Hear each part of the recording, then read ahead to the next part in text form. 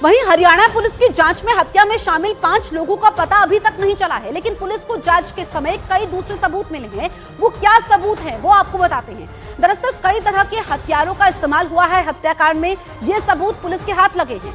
यानी आरोपियों के पास एक तरह के हथियार नहीं थे, हत्याकांड वाली जगह से अलग अलग कारतूस बरामद हुए हैं, ये अहम सबूत है।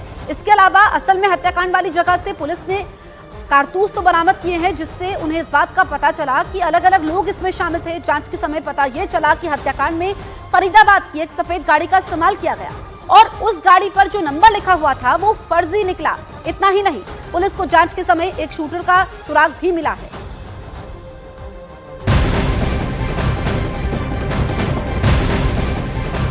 वहीं एक और बड़ी खबर आपको बता दें, नफे सिंह हत्याकांड में 3 और लोगों पर एफआईआर दर्ज की गई है। इन 3 लोगों में 2 राजनीतिक पार्टी से ताल्लुक रखते हैं। जिन 3 लोगों पर एफआईआर दर्ज की गई है उनके नाम वीरेंद्र राठी, संदीप राठी, राजपाल शर्मा बताए गए हैं।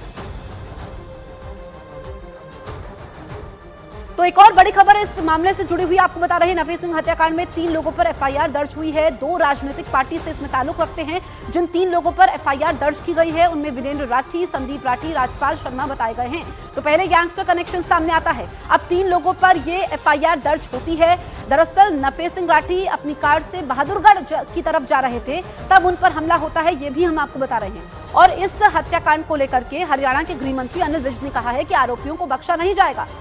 सफेद कार में सवार 5 बदमाशों ने उन्हें घेरा था। फरीदाबाद की गाड़ी का इस्तेमाल होता है और जब नंबर की जांच होती है, जो ये सफेद गाड़ी दिखा रहे हैं, दरअसल नंबर की जब जांच होती है तो वो फर्जी पाया जाता है। अब 5 बदमाश इसमें होते हैं जिन्होंने गोलियां बरसानी शुरू की थी। 3 लोगों के खिलाफ एफआईआर दर्ज हुई है जो 2 राजनीतिक दलों से ताल्लुक रखते हैं।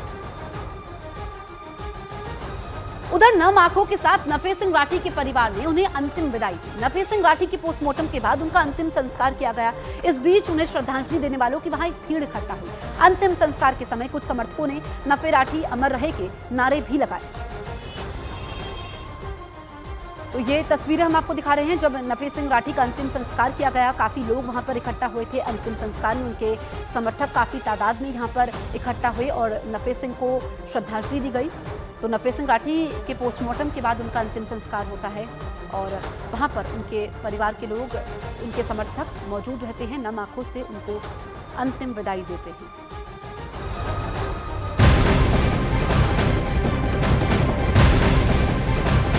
इस बीच संदेश खाली से जुड़ी सबसे बड़ी खबर सामने आ रही है। कोलकाता में बीजेपी के धरने की याचिका पर कलकत्ता हाईकोर्ट आज सुनवाई करेगी। बीजेपी को कोलकाता पुलिस ने धरने की इजाजत नहीं दी थी, जिसके बाद बीजेपी ने इस मामले पर हाईकोर्ट का रुख किया। तो आज याचिका पर अहम सुनवाई होने वाली है, जिस पर सभी की नजरें टिकी हुई है। संदेश खाली से जुड़ी हुई बड़ी खबर आपको बता रहे हैं। कोलकाता में बीजेपी के धरने की याचिका पर कलकत्ता हाईकोर्ट सुनवाई करेगी। बीजेपी को कोलकाता पुलिस ने धरने की इजाजत नहीं दी थी और हाईकोर्ट का रुख किया था। अब आज बीजेपी की याचिका पर सुनवाई होनी है, क्योंकि हमने देखा कि कई नेताओं को बीच में ही रोका गया था, संदेश खाली जाने से रोका गया था।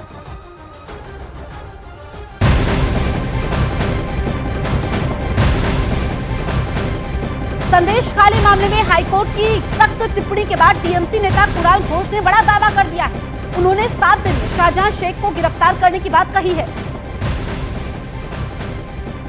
इस वक्त की बड़ी खबर, शाहजहां शेख की गिरफ्तारी पर कुणाल घोष ने बड़ा दावा किया है। बंगाल पुलिस के खिलाफ बीजेपी अर्जी पर एक तरफ सुनवाई होनी है, दूसरी तरफ कुणाल घोष कह रहे हैं कि 7 दिनों के अंदर शाहजहां शेख को गिरफ्तार कर लिया जाएगा। ये वही शाहजहां शेख है जिसकी गुंडाई और रसूख की बातें अब यहां पर खुलकर सामने आ रही है। महिलाओं ने अपनी आपबीती बताई, अभी तक वो फरार है। इतने दिन तक अगर एक एक्यूज्ड वो फरार है तो वो कहां से कहां चला जाता है, ये रिस्पॉन्सिबिलिटी तो पुलिस का नहीं हो सकता है। लेकिन we have full trust and confidence upon our police. हम लोग ये कॉन्फिडेंस के साथ कह सकता है 7 दिन का अंदर ये शाहजहां पुलिस के हाथ में आ जाएगा। शुभेंदु अधिकारी की याचिका पर कलकत्ता हाईकोर्ट आज सुनवाई कर सकता है। खालिस्तानी विवाद पर ममता सरकार ने शुभेंदु अधिकारी के खिलाफ एफआईआर दर्ज की थी, जिसे कलकत्ता हाईकोर्ट में शुभेंदु अधिकारी ने चुनौती दी है। तो शुभेंदु अधिकारी ने उन पर दर्ज एफआईआर को गलत बताया है और आपको बताएं कि शुभेंदु अधिकारी की याचिका पर आज हाईकोर्ट में सुनवाई हो सकती है।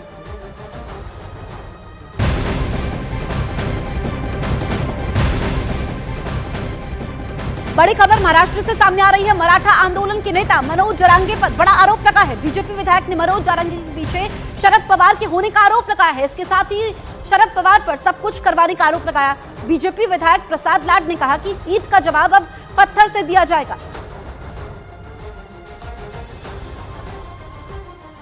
महाराष्ट्र सरकार ने स्पेशल सेशन देकर मराठाओं को 10% का आरक्षण दे दिया था, लेकिन उसके बावजूद भी मनोज जारंगे पाटिल जो मराठा एक्टिविस्ट हैं वो अपनी जिद पर अड़े हुए हैं। पूरे मामले में बातचीत करने के लिए इस समय हमारे साथ बीजेपी नेता प्रसाद लाड जी हैं। सर, जिस तरीके से स्पेशल सेशन बुलाया गया था, 10% आरक्षण भी दे दिया गया, उसके बावजूद भी मनोज जारंगे गलत शब्द का उपयोग कर रहे हैं, अड़े हुए हैं कि ओबीसी में आरक्षण देना चाहिए। किस तरीके से देखते हैं आप? नहीं, ये पूरी मनोज जरांगे पाटिल की नौटंकी है। मैंने सुबह ही कहा है मीडिया को कि एक नया नट सम्राट महाराष्ट्र में पैदा हुआ है और आरक्षण बात रही बाजू में, खुद का इम्पोर्टेंस क्रिएट करने की बात जरांगे पाटिल के दिमाग में हवा घुस गई है, जिसके कारण सातत्य से मीडिया के सामने आना, मीडिया के सामने आकर मैं ही मतलब मराठा समाज वो बताने की कोशिश करना, ये लोगों के अब समझ में आ गया है। राज्य के मुख्यमंत्री सन्माननीय एकनाथरावजी शिंदे ने छत्रपति शिवाजी महाराज के सामने नतमस्तक होकर कहा था आजाद मैदान में कि मराठा समाज को हम आरक्षण देंगे। वो वादा पूरा करने का काम एकनाथरावजी शिंदे, देवेंद्र फडणवीस, अजित पवार जी ने किया। उसके बावजूद अगर कोई विषय नहीं रहा है तो फिर क्या करना चाहिए? तो ये जो मीडिया की हवा दिमाग में गई हुई है जरांगे पाटिल के, वो हवा के कारण वो लोगों के बीच में आकर गलत गलत बातें कर रहे हैं, गलत गलत शब्दों का प्रयोग कर रहे हैं। लेकिन कल उनके जवाब को हमने जवाब दिया। इसके आगे अगर वो एक भी बात गलत कहेंगे तो उसी भाषा में उनको जवाब दिया जाएगा। और सबसे बड़ी बात कि जो चीज सामने आई है लोगों के बीच में से, जरांगे पाटिल के लोगों के बीच में से, वो ये चीज है कि ये सारे षड्यंत्र के पीछे महाविकास आघाड़ी के लोग हैं। शरद पवार जी है, राजेश टोपे जी है, अपना पवार जो आमदार है, उनका नाम भी भूल गया हूँ, तो वो भी है, और उद्धव ठाकरे की शिवसेना भी इसके पीछे है।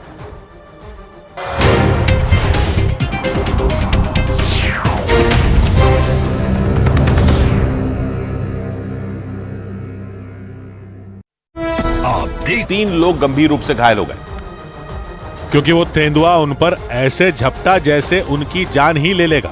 वीडियो में तेंदुए को देखते ही कुछ लोग चीखते चिल्लाते हुए सड़क पर भागते दिखाई दिए, लेकिन उस तेंदुए ने झपट्टा मारकर 3 लोगों को जमीन पर गिरा दिया। तेंदुए के हमले के बाद वहां अफरा तफरी मच गई। जिसे जिधर जगह मिली वो जान बचाने के लिए उधर भागा। जमीन पर गिरे 3 लोगों में 2 तो किसी तरह अपनी जान बचाकर आगे की तरफ भाग निकले, लेकिन एक आदमी को तेंदुए ने वहीं पर दबोच दिया। हालांकि लोगों के शोर की वजह से घबराया हुआ तेंदुआ उस आदमी को छोड़कर भाग निकला। इसके थोड़ी देर बाद वो एक मकान के आंगन में दिखाई दिया। छत पर मौजूद लोगों ने मोबाइल कैमरे से तेंदुए का वीडियो बनाया, जिसमें वो तेंदुआ वहां लगाए गए फूलों और झाड़ियों में जाकर छिपता दिखाई दिया। तेंदुए के हमले के बाद लोग बुरी तरह डर गए। बाद में वन विभाग की टीम ने उस तेंदुए को पकड़ लिया।